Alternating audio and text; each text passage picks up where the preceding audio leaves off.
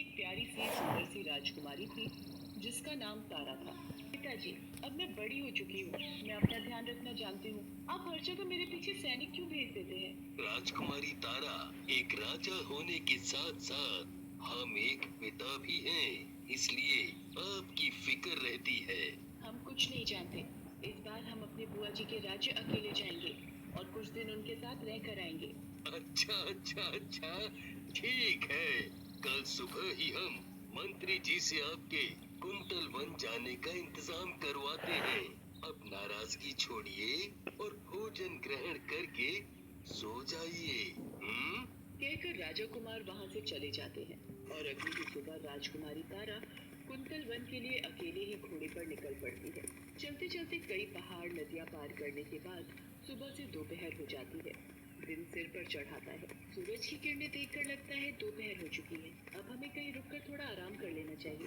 राजकुमारी तारा एक घनी छांव वाला पेड़ देखकर अपना घोड़ा पेड़ के तने से बांध देती है और वहीं पेड़ के नीचे बैठकर थोड़ा आराम करने लगती है। पास के पेड़ पर बैठी एक चुड़ैल ये सब देख रही होती है।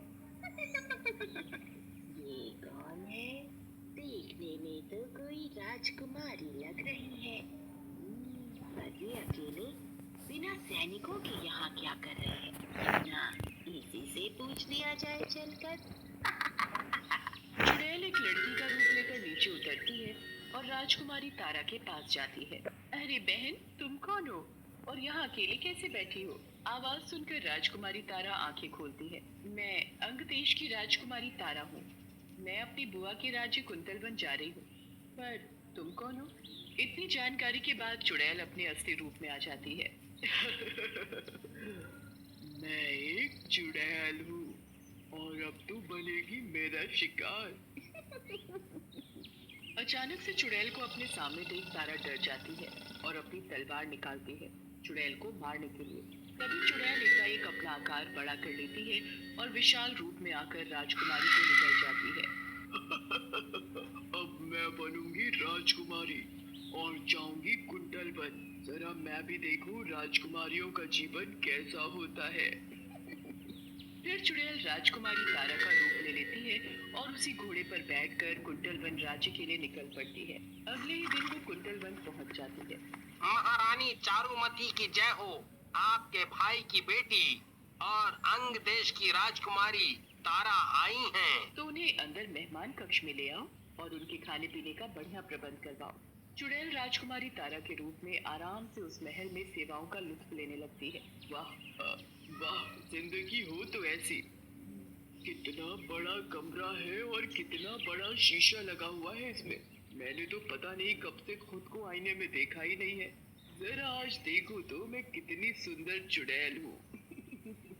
चुड़ैल अपने असली रूप को शीशे में देख ही रही होती है कि महारानी चारुमती वहां जाती है। चुड़ैल जल्दी से तारा के रूप में आ जाती है और महारानी उस चुड़ैल रूप को नहीं देख पाती। अरे तारा, तुम अचानक से यहाँ आ गई। अंग देश में सब खैरियत तो है ना? जी बुआ जी, सब अच्छा है। बस आपसे मिलने का मन हुआ तो चली आई। आपको अच्छा नहीं लगा मेरा यहाँ आना? धत पगली, मैं बहुत खुश हूँ कि तुम मुझसे मिलने आई हो। चलो, अब रात हो चुकी है, तुम आराम से सो जाओ, कल सुबह बात करते हैं। कहकर महारानी चारुमती वहाँ से चली जाती है। ओहो, इतना स्वादिष्ट खाना खाने के बाद भी मुझे नींद नहीं आ रही। आखिर आएगी भी कैसे? मुझे कौन सा इस 56 भोग की आदत है? मुझे तो जिंदा लोग खाने में मजा मिलता है। चुड़ैल ऐसे ही लेटे लेटे खुद से बातें कर रही होती है। कुछ घंटे बीत जाने के बाद उसकी इंसानी भूख की ललक और बढ़ जाती है। अब मैं और सब्र नहीं कर सकती, मुझे बाहर निकलना ही पड़ेगा। तारा के रूप में चुड़ैल अपने कमरे से बाहर आती है। वहाँ दो सैनिक पहरा दे रहे होते हैं। अरे राजकुमारी जी, आप इतनी रात गए, कहाँ जा रही हैं? आपका ऐसे अकेले इस समय कहीं भी निकलना सुरक्षित नहीं है। हट जाओ मेरे रास्ते से, वरना अच्छा नहीं होगा। माफ कीजिए राजकुमारी तारा, पर आपकी सुरक्षा हमारी जिम्मेदारी है। हम आपको कहीं नहीं जाने दे सकते।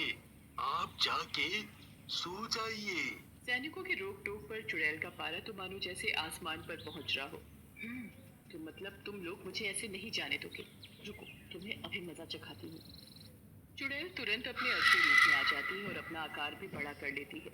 मेरी असलियत किसी को पता न चले उसके लिए मैंने बाहर जाकर शिकार करने का सोचा था, और तुम लोगों ने मुझे रोक टोक कर सही नहीं किया।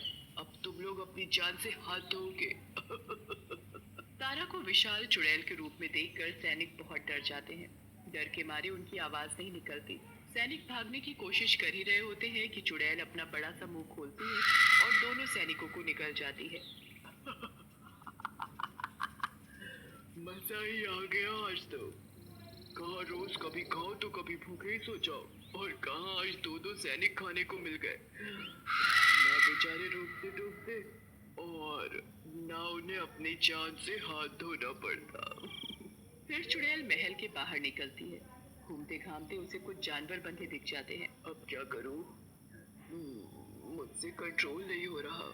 ओह, इन जानवरों को भी जान से जाना ही पड़ेगा। और चुड़ैल तुरंत अपने आकार को बढ़ाते हुए उन जानवरों को भी निगल जाती है।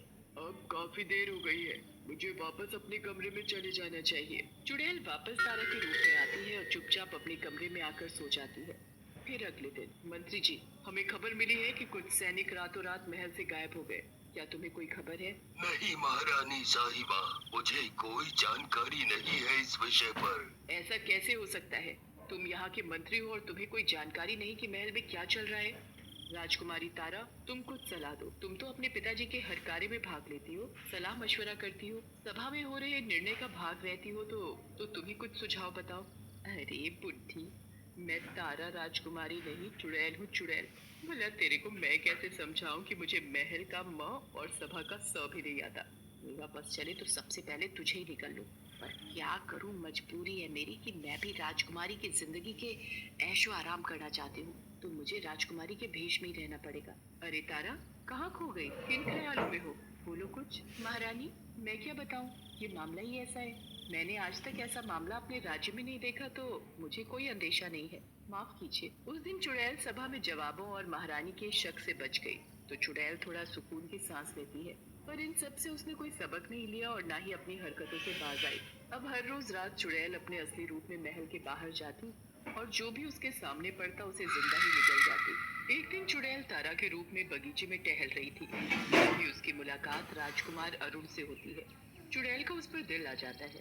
जान पहचान बढ़ाने के लिए वो रोज बगीचे में ही उससे मिलने लगती है। कुछ दिनों में उनकी दोस्ती अच्छी हो जाती है।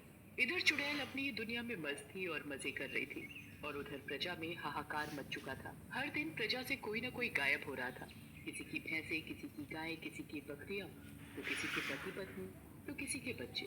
प्रजा में तो मानो भूचाल आ गया हो। प्रजा मिलकर अब महारानी चारुमती तक गुहार लगाने पहुंचती है। मंत्री जी, ये क्या हो रहा है हमारे राज्य में? आसपास के राज्य में जब ये बात फैलेगी तो क्या संदेश जाएगा कि महारानी चारुमती अपनी प्रजा की सुरक्षा करने में अक्षम है? राजकुमार अरुण तक भी ये बात पहुंचती है, तो वो इस राज के जड़ तक जाने के लिए रात को भेष बदलकर निकल पड़ता है। रोज रात की तरह चुड़ैल उस रात भी अपने असली रूप में आकर इंसानों को निकल रही थी। राजकुमार अरुण ये सब अपनी आंखों से देख लेता है। रुक जाओ चुड़ैल, मैं तुम्हारी असलियत जान चुका हूँ। चुड़ैल राजकुमार को अपने सामने देखकर घबरा जाती है, क्योंकि अब उसकी सच्चाई अरुण के सामने आ गई थी। मैं तुम्हें राजकुमारी तारा समझ के पसंद करने लगा था, और तुम तो एक चुड़ैल निकली। हमारे ही राज्य में आकर हमारी ही प्रजा को नुकसान दे रही हो। छी, नफरत है मुझे तुमसे।